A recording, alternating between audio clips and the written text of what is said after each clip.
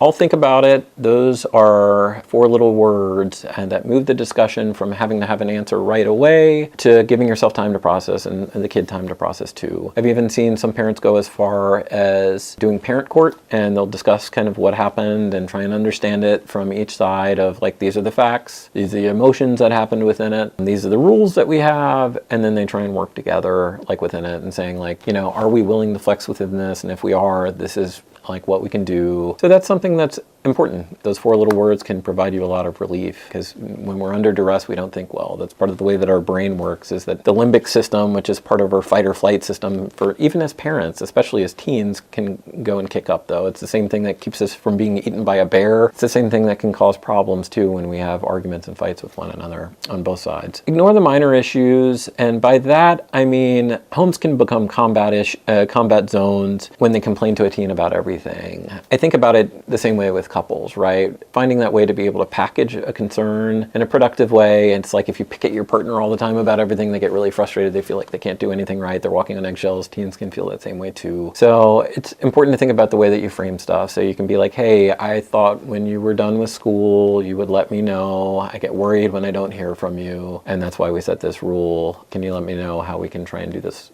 better in the future? So that's that same thing, and as opposed to that you want to try and follow, as opposed to saying you never do this, that kind of stuff. It's never going to elicit a positive response. You don't want to beat a dead horse. So, and I say the same thing for couples as I do for individuals, which is when you've had a screw up, whatever it is, you don't want to keep disciplining them for the same thing.